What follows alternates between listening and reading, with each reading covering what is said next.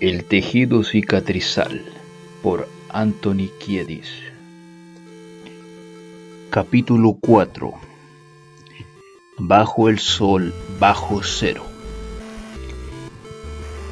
Yo estaba encantado de saber que había sido aceptado en UCLA.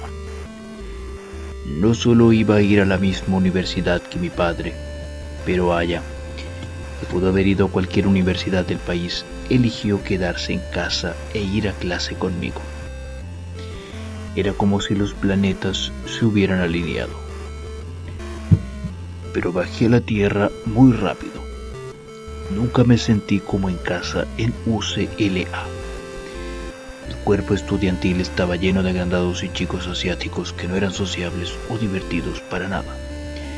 Cada uno iba a lo suyo todo el tiempo. No hice ni un amigo en todo el tiempo que estuve allí. Por otro lado, ir a clubs, salir de fiesta a la casa de Don y salir por ahí con Hailey y Mike eran más importantes para mí que la historia china, que era, no me preguntes por qué, una de las asignaturas que elegí. Por encima de estos males generales, mis finanzas estaban completamente en lo más bajo. No tenía ingresos excepto por los $20 al mes que mi madre me enviaba. Así que volví a mis antiguas prácticas. Cuando había que tener libros de texto que eran increíblemente caros, iba a la tienda, llenaba mi cesta, iba hacia la salida, la empujaba más allá de los sensores. Después compraba unos chicles y recogía mis libros gratis afuera. Cuando había que comer, solía ir a la cafetería de la universidad, que tenía una gran selección de comida caliente y fría, y llenaba hasta arriba una bandeja. Antes de llegar a la caja, yo empezaba a ir hacia atrás de la fila, como si tomara cosas que se me habían olvidado hasta que llegaba al final de la fila. Entonces me iba afuera con la comida. Nunca fui atrapado. Hailey solía venir conmigo y se unía a mí porque estaba con un corto presupuesto también. Esas comidas conmigo eran probablemente los momentos más divertidos de mi carrera en la universidad. Ese año, Hailey, Mike y yo perfeccionamos algo que llamábamos cenas y carreras. Nosotros elegíamos restaurantes que tenían muchos clientes y muchos camareros, como el Decanter de Fairfax. Solíamos comer nuestra comida y después individualmente salíamos por la puerta. Lo triste es que no nos parábamos a pensar que esos pobres camareros eran los que pagaban la cuenta, e incluso si el restaurante no les hacía pagar por nuestra comida, ellos perdían el dinero correspondiente a sus propinas. No fue hasta años después cuando yo tuve que examinar las consecuencias de algunas de mis tempranas conductas que empecé a repararlo volviendo a esos lugares y poniendo algo de dinero en sus cajas registradoras. Hailey tenía mucho tiempo libre ese semestre porque no iba a la universidad después del instituto Fairfax. Solía encontrarlo después del colegio y pasaba el rato con él los fines de semana. Fumábamos porros. Él era una flor tardía en el consumo de marihuana, pero le encantaba su hierba. Yo disfrutaba de comodidad porque toda esa química que normalmente tienes que liberar muy lentamente para mantenerte cómodo en tu piel se ha ido. Esa es una de las razones por las que tomé heroína unos años más tarde. Se convirtió en la almohada de 250 metros para parar la caída de la coca. Nunca tuve algún remordimiento sobre el uso de agujas para tomar drogas. Una vez incluso hice un chute en un extraño proyecto de aire. Fue en Fairfax. Estaba peleado con Haya. Había estado ignorándome por un par de días, así que conduje hacia la tienda de su padre donde ella trabajaba. Me puse enfrente de su coche y a plena luz del día me pinché en el brazo y saqué un par de centilitros de sangre fresca. Después caminé hacia su coche. Saqué un chorro de sangre en la palma de la mano. Manché mi boca con ella e hice besos de sangre sobre todo su autoparabrisas y la ventanilla del conductor. Mi pequeño proyecto romántico funcionó. Fui a mi casa y tenía una llamada. Abre comillas. Tengo tu mensaje. Estuvo muy bien. Te quiero mucho. Cierra comillas.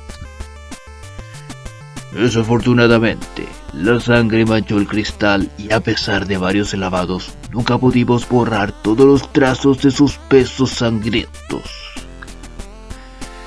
Yo estaba cómodo con las jeringuillas, pero mi dilema era cómo conseguirlas.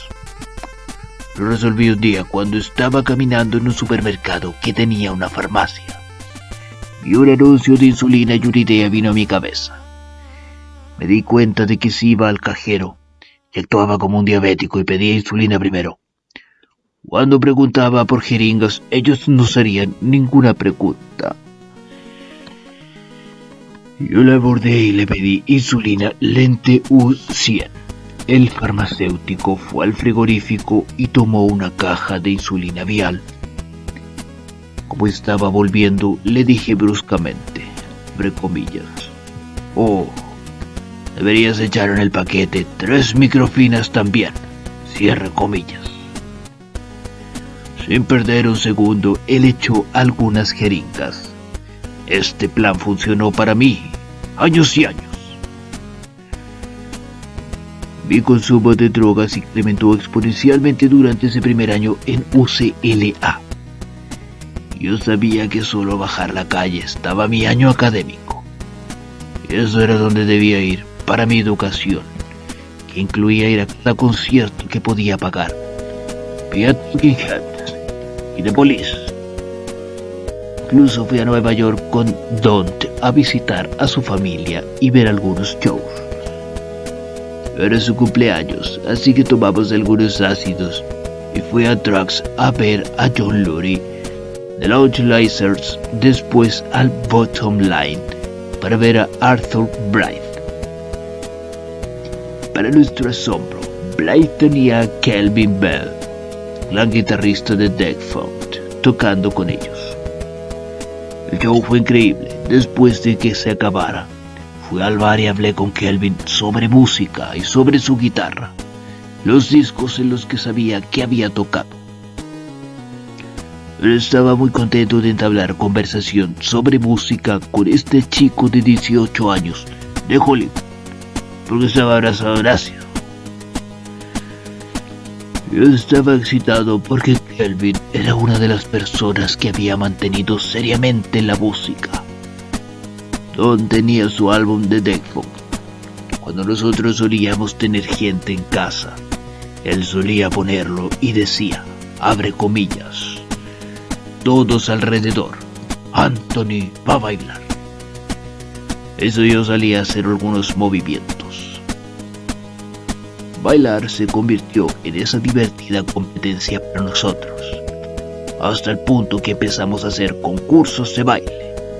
Solíamos ponernos en evidencia en Oscos, una discoteca hip punk rock en la Ciénaga.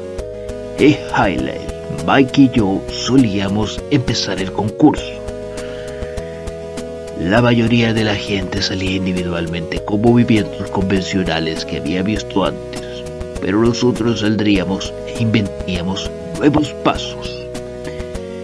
Aparte de poner discos constantemente, Don tenía también una guitarra eléctrica barata y un amplificador. Los fines de semana, cuando no trabajaba de operador, el servicio de atención al cliente de su padre, se solía sentar ahí y golpearía concentrado la guitarra eléctrica.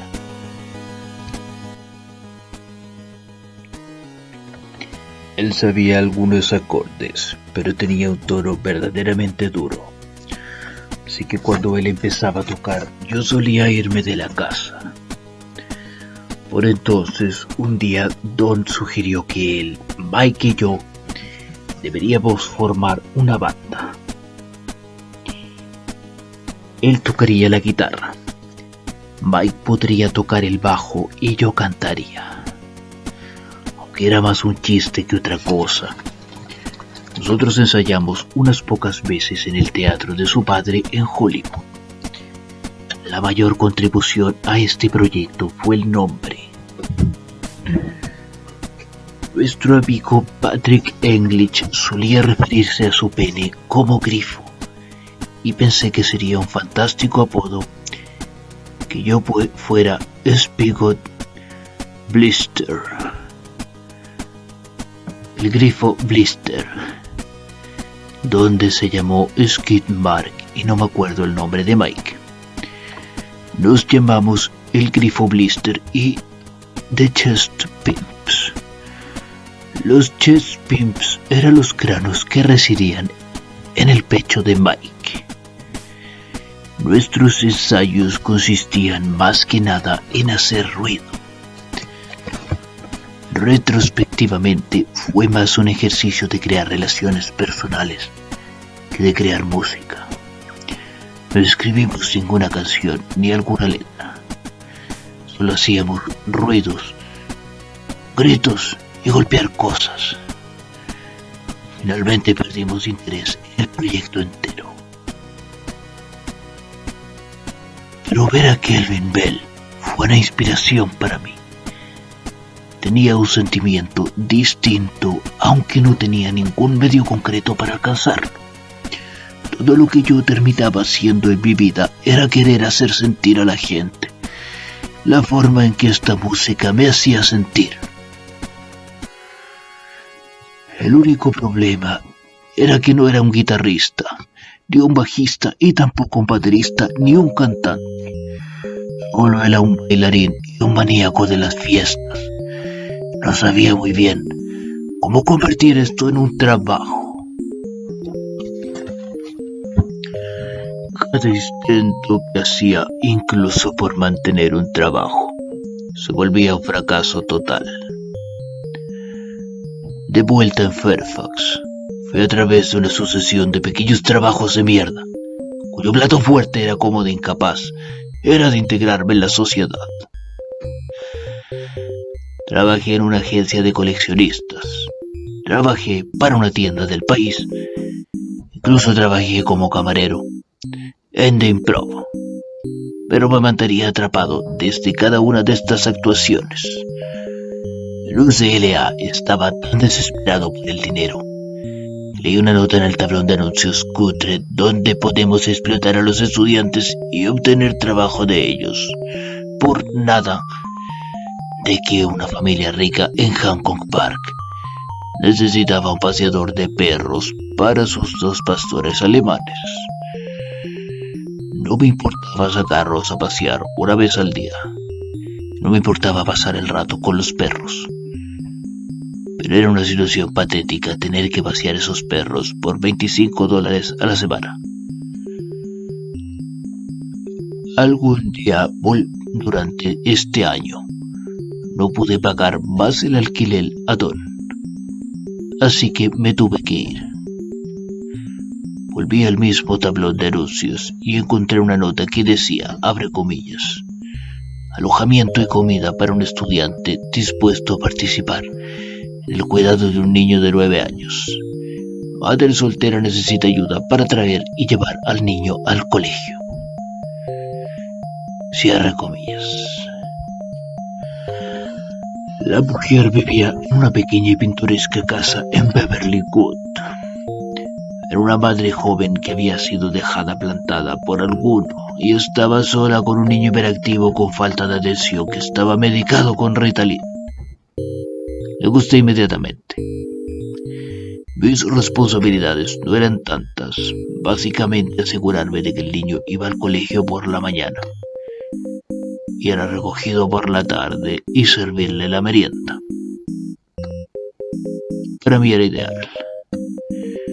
Tenía un techo sobre mi cabeza, algo de comida en mi estómago y una bonita habitación donde Aya pudiera visitarme regularmente y pudiéramos dedicarnos a algunas ruidosas sesiones de hacer el amor.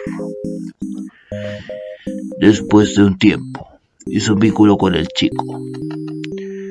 Él debía haber estado un poco cambiado mentalmente, pero él no estaba hiperactivo, ni sufría de algún desorden de atención. Yo había leído que cuando los adultos toman Ritalin, en vez de tener un efecto calmante, podría estimular el equilibrio químico post-adolescente.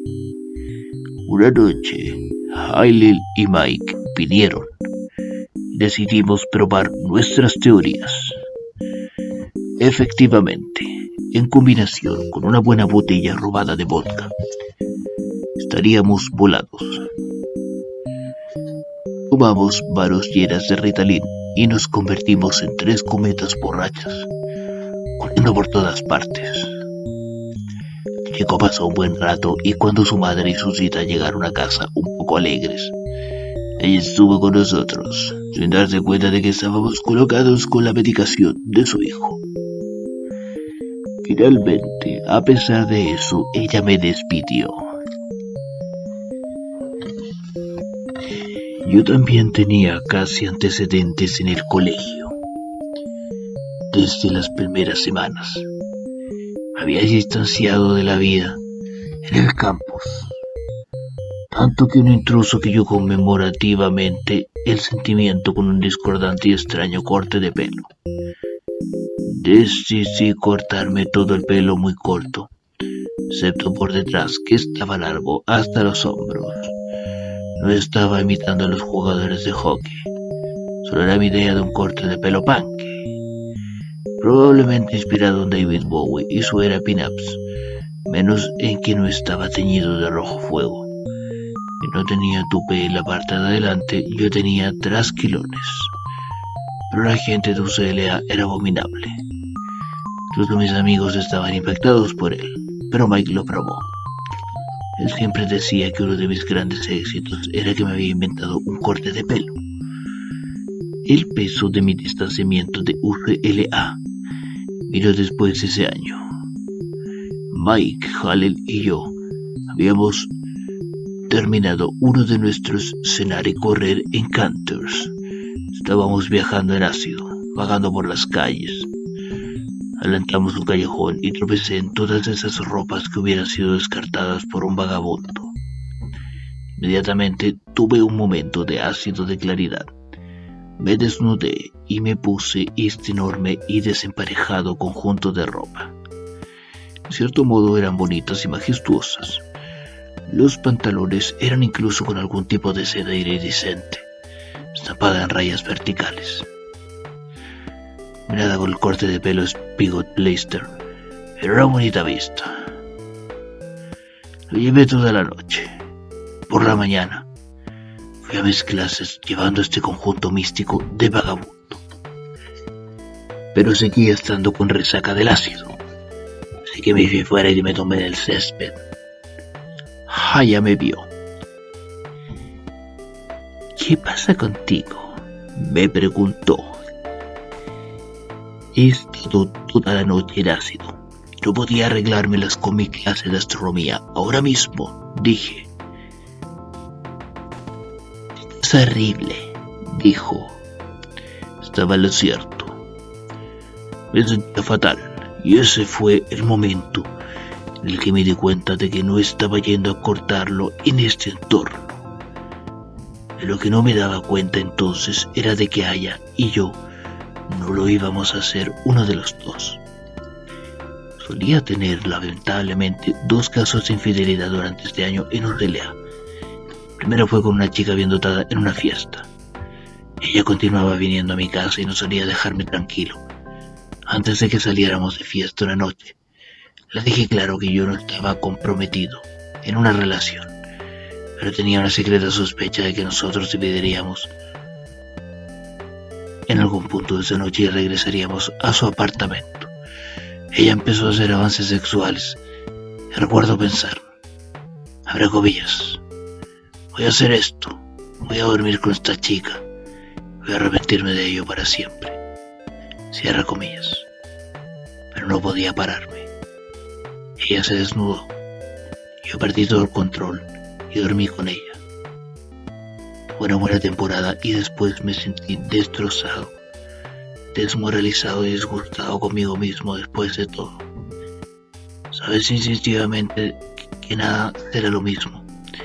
Tienes que llevarlo contigo como un gran peso. La siguiente vez que ves a tu chica, puedes mirarla directamente a los ojos de la misma forma que lo hacías durante esos años antes. La segunda infidelidad era incluso peor. Estaba escribiendo una redacción para una de mis clases. Necesitaba algo de ayuda y caí en la cuenta de que Karen, la hermana de Mike, tenía algo de experiencia en esa área. Me pongo mal el estómago solo de pensar en ello. Karen tenía una casa en Laurel Canyon y ella me dejó allí. Una vez más estaba poniéndome en una situación peligrosa, porque Karen era una gata salvaje. Por el tiempo que estuve allí, ya se había bebido una botella de vino, se había comido una sopa de ajo. Era una cosa que me agrade mucho. Pero yo estaba rodeando, insistiendo, y cuando tienes 18 años, no hace falta mucho para provocarte o ponerte en una situación en la que no puedas frenarte. Sé que nosotros terminamos teniendo un muy para mí jugueteo sexual atormentado. Una enorme cantidad de culpa, vergüenza y autodecepción le siguieron inmediatamente. No quiero decir que sus episodios destruyeran mi relación con ella. Yo estaba capacitado para encapsularla en un envoltorio protectivo de materia gris, y entendí que eso no significa nada más lejos de la forma en la que me sentía para ella. Pero había bastante equipaje en nuestra relación, que parecía finalmente acabar con él. El mayor problema seguía siendo el conflicto entre su lealtad a sus padres y sus sentimientos hacia mí. Las voces de desaprobación de sus padres estaban siempre en su mente, y las actitudes de su padre eran más inflexibles. Nuestra relación progresaba.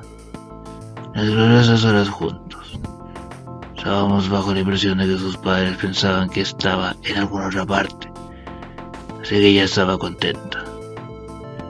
Estábamos tumbados en la cama, hablando riendo. Se estaba haciendo tarde y entonces sonó el teléfono. Tomé el teléfono, esperando que fuera Don, pero la voz masculina al otro lado terminó siendo tan fría como el hielo y tan dura como una roca. Podría haber sido un verdugo. Abre comillas. Anthony. Pon allá el teléfono. Cierra comillas. La miré y ella supo que tenía que tomar el teléfono. Empezó a escuchar a su diatriba sobre cómo ella no estaba bien, cómo él debería repudiarla. Ella empezó a llorar. Intenté decirle que la quería y que ellos no tenían los mejores intereses para ella. Pero ella solo suspiró y dijo, abre comillas, no, esta es mi familia, no puedo darles la espalda. Cierra comillas.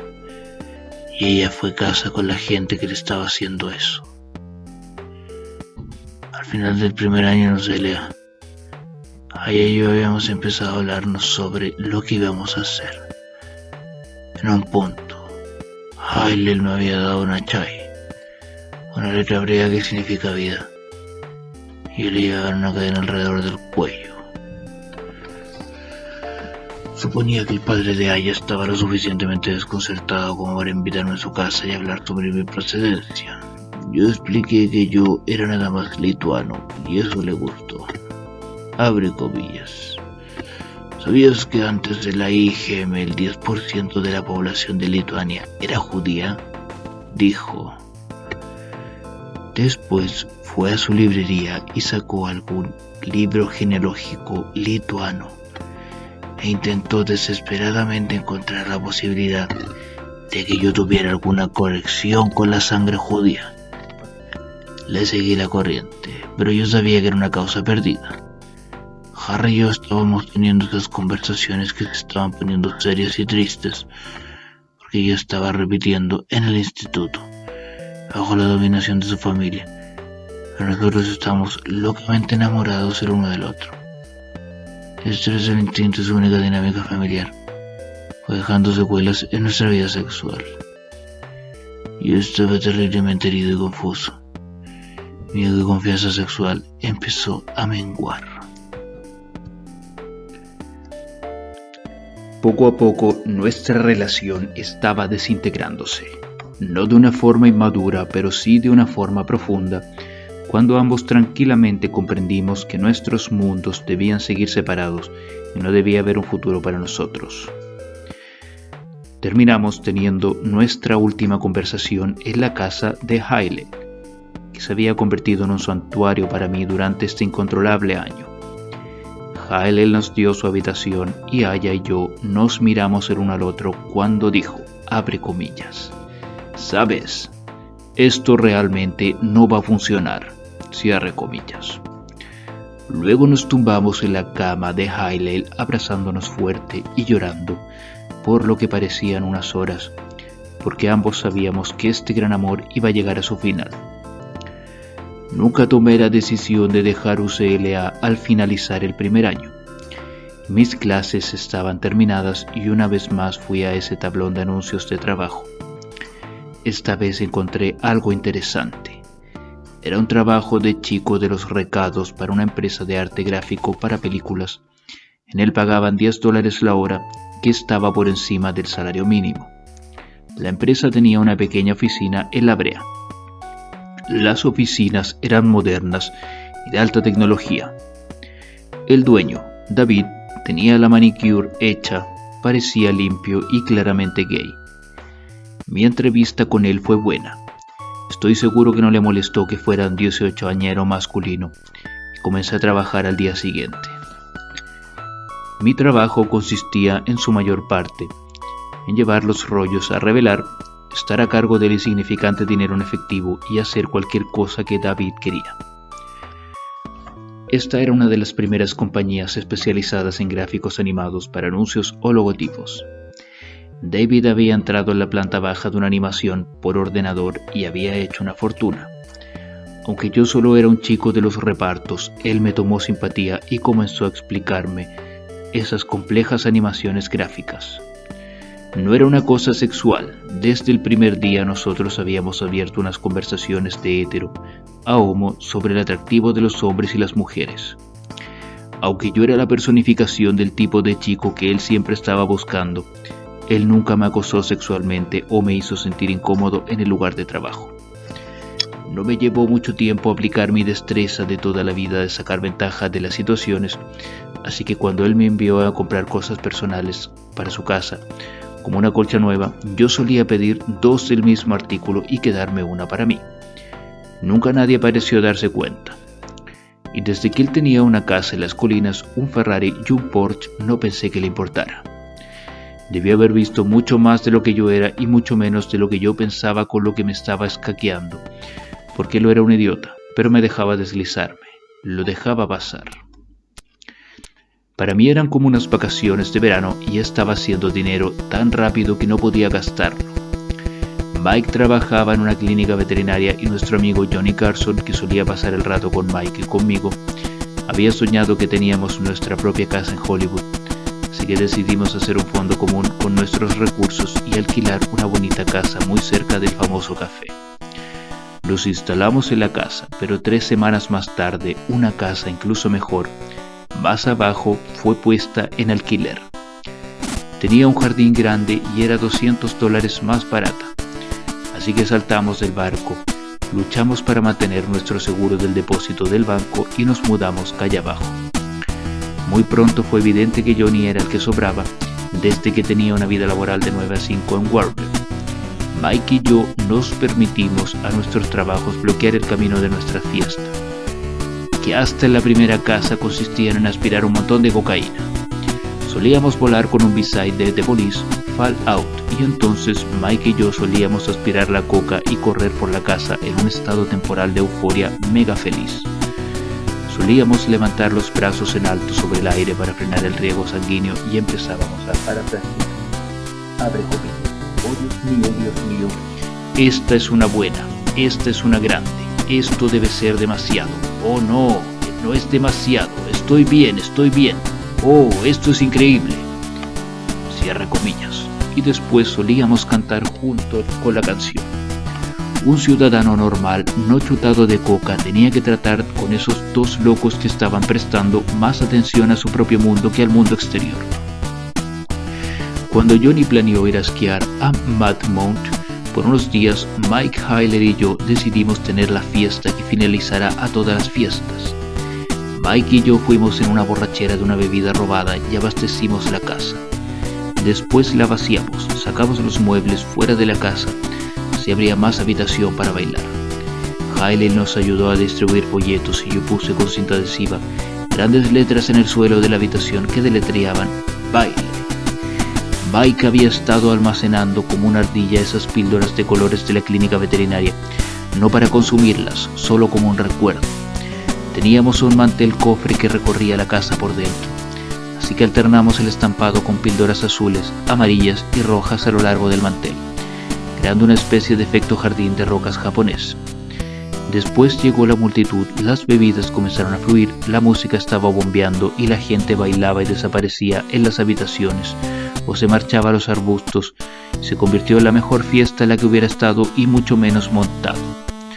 Cuando llegó la noche, todos empezaron a consumir píldoras sin darse cuenta de que eran para el estreñimiento de los perritos, la psicosis felina o para lo que fueran. Al parecer, la casa tenía vida propia, como si su energía palpitara hacia afuera de las ventanas al mundo. Distribuimos algo de tiempo antes de la mañana siguiente y cuando llegamos, Mike y yo miramos alrededor. Era una zona de guerra. Los suelos estaban cubiertos por 3 centímetros de una sustancia pegajosa.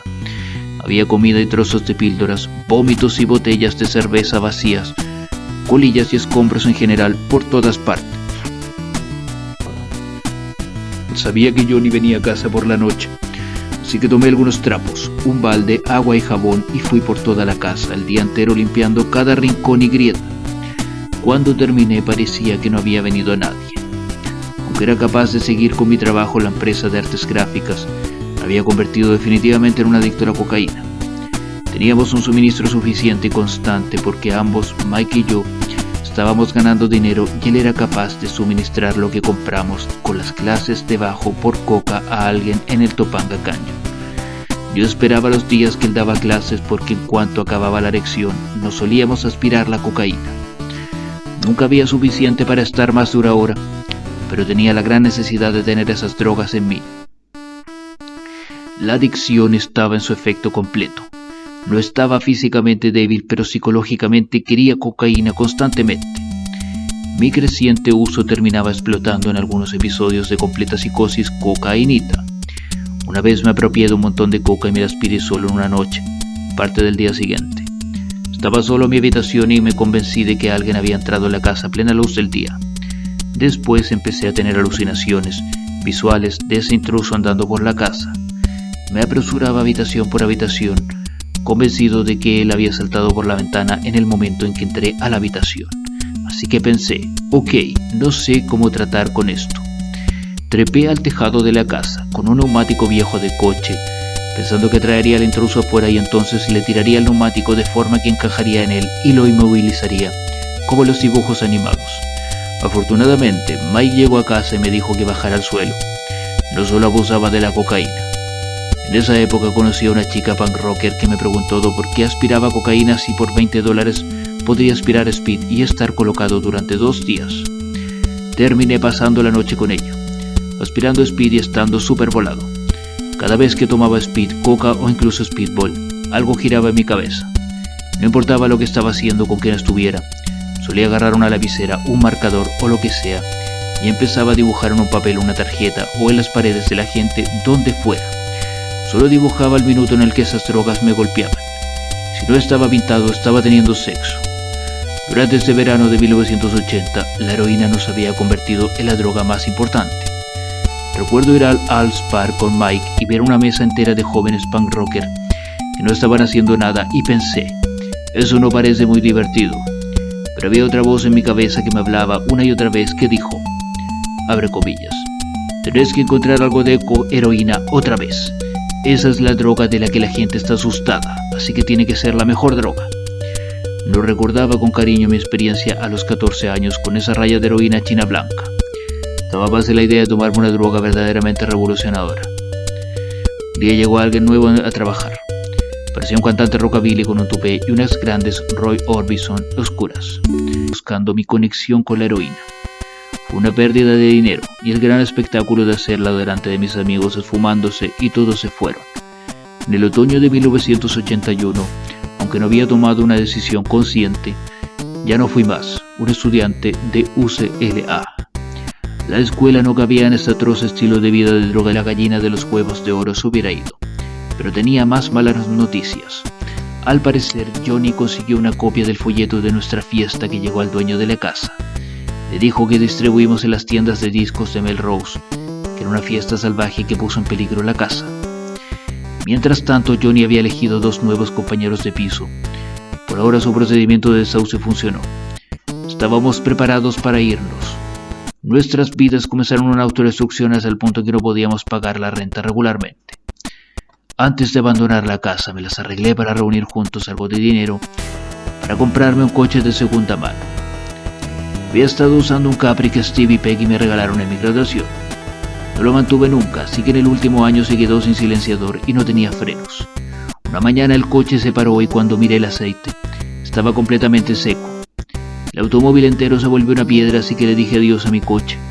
Le agradecí los 2 años de fidelidad, servicio libre de accidentes y abandono en la calle. Tomé una copia de The Recycle y encontré un bonito T-Bird del 62 por $600. Era grande, malo y en su momento se convertiría en una cama móvil para mí. Por alguna razón no nos desconcertó cuando Mike y yo nos encontramos en la calle. En esa época el concepto de dormir no tenía mucho sentido para nosotros. Todos esos clubs estaban abiertos y una completa escena punk rock estaba en vías de desarrollo en Hollywood. Estaban los Alter Hours, Laza Clubs y Zero Ones y el Clash Club, cuyas siglas eran espacio creativo de los artistas de Hollywood. Terminamos en esos lugares porque estábamos fuera toda la noche, cada noche, yendo con ese movimiento invisible, siguiendo la fiesta. Mike en mejor forma que yo. No le daba a las drogas tan duro como yo. Seguía teniendo su sueldo en la clínica veterinaria. Cuando dejamos la casa de la Formosa, él terminó estrellado en el Cash Club. Este club era dirigido por una mujer llamada Janet Cunningham, que tenía un negocio legal como directora de casting de extras para la industria cinematográfica. Si eras un gran actor, músico o un pintor, Janet podría ayudarte a lanzarte el estrellato gratis.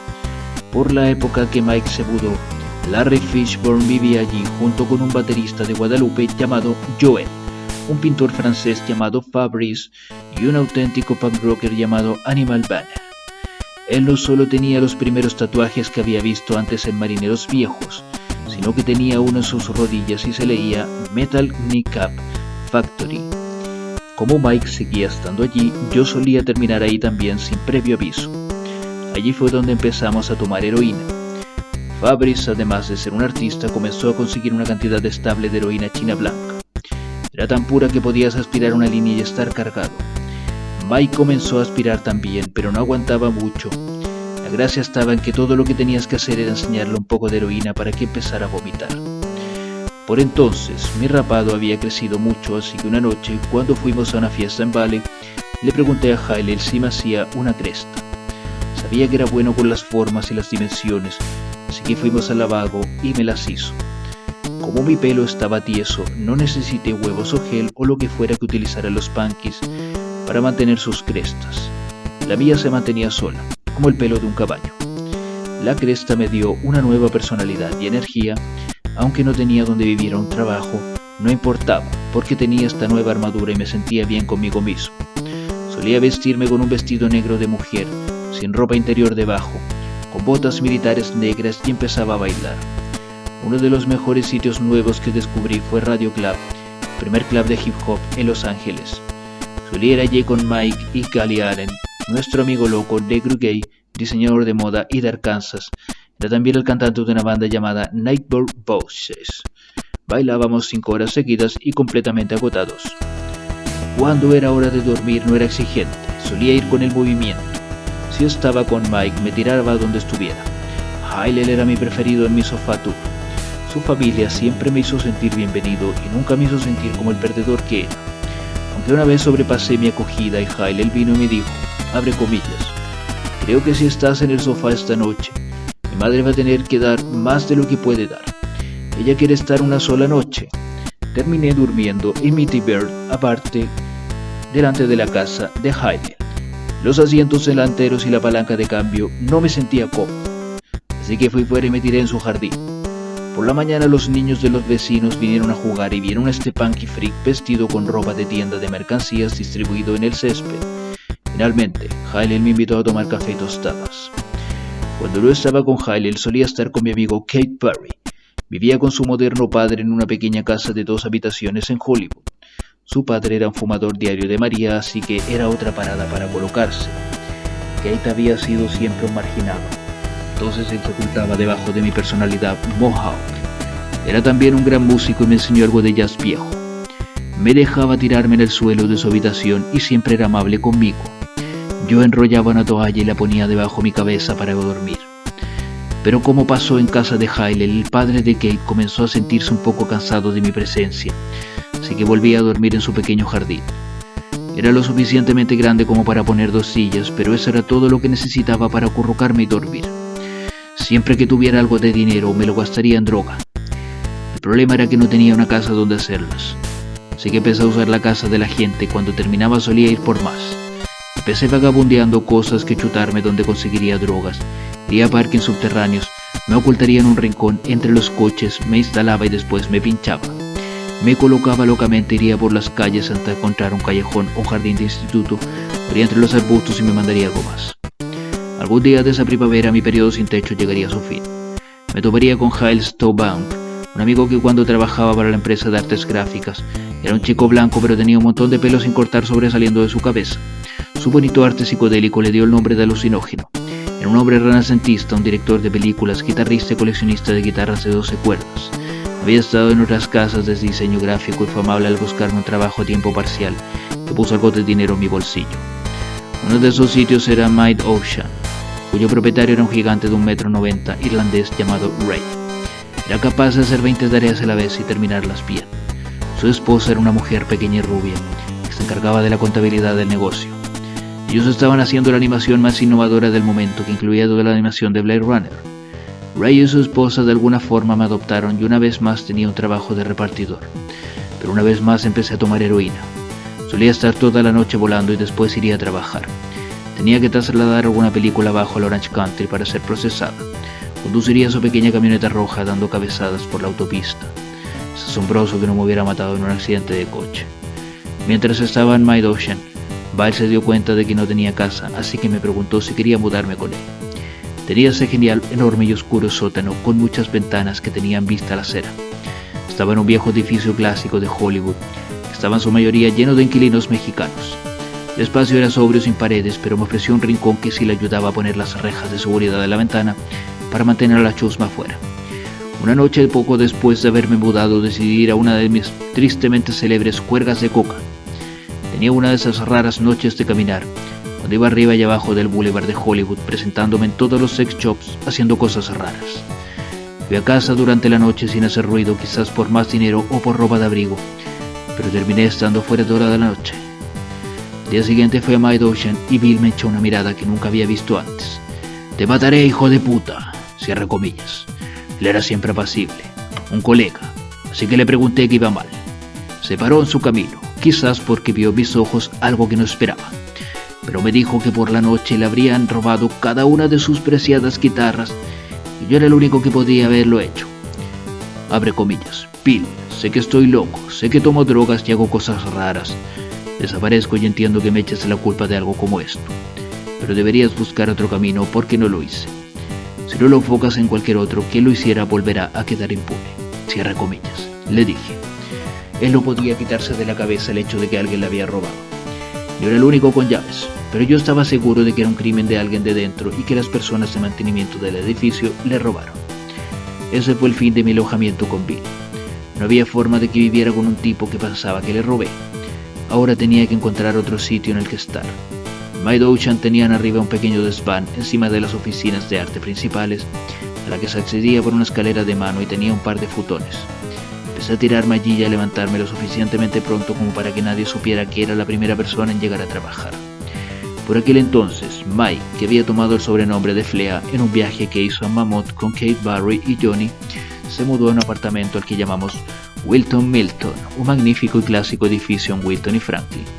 El lugar estaba lleno de artistas y músicos. Flea vivía con Joel y Brad Fabrice, sus compañeros de Cash.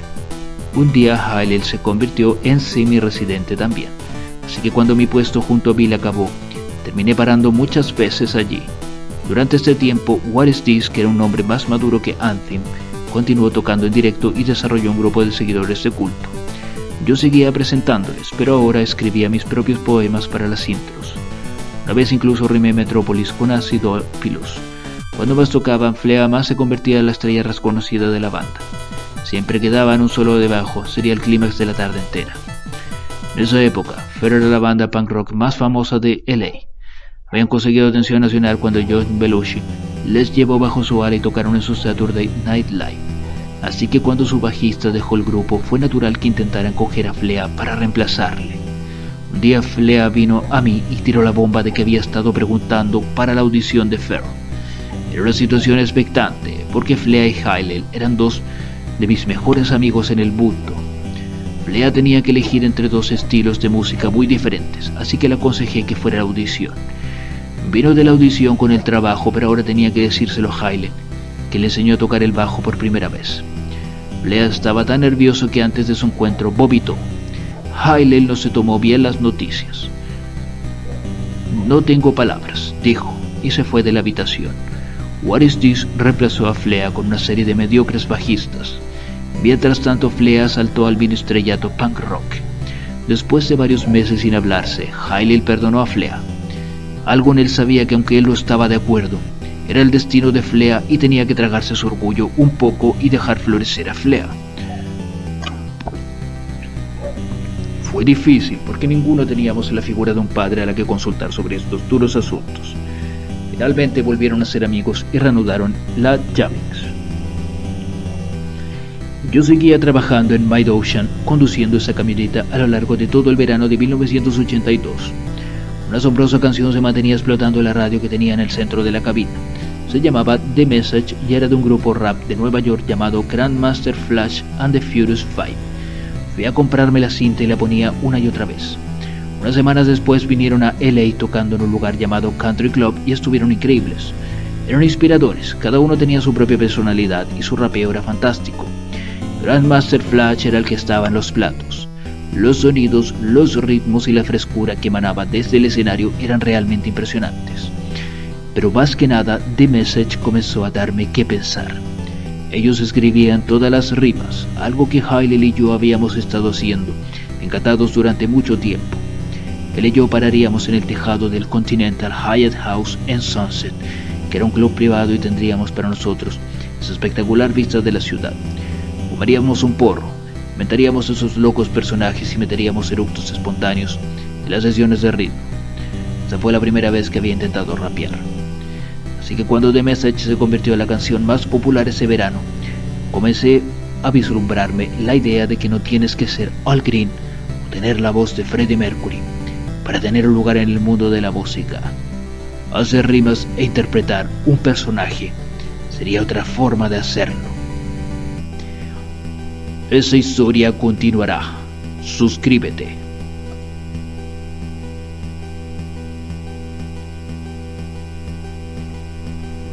Nos vemos en un próximo viaje estelar.